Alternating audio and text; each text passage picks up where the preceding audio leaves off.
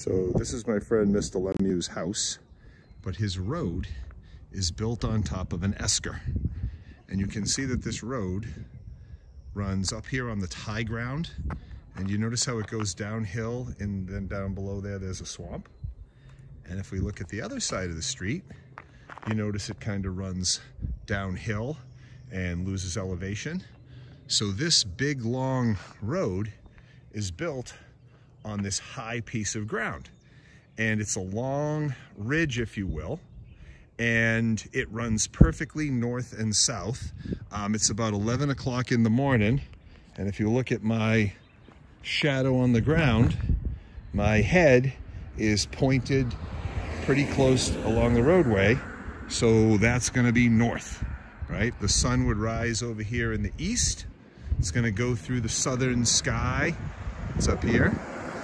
And then it's going to set over there in the west.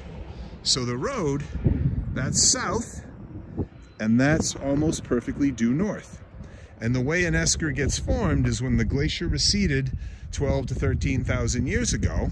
As it melted, it drops sand and gravel, and it makes this giant hump, if you will, and it gets deposited in a perfect north-south formation because the glacier melts from the south towards the north, and it left this big hump of sand and gravel behind as it melted and deposited that material. And eskers are very, very common in Maine. Oftentimes there are roads on top of them because it's a nice, easy place to build a road. Mr. Lemieux is also complaining about how his land, underneath the soil here, there's lots of sand and gravel. He had to actually truck in loam to grow his lawn on top of. And if you go down just a couple feet, you hit this really nice sand and gravel. Eskers often have gravel pits associated with them because it's really good material for construction. You can get the sand and gravel that got deposited by the glacier.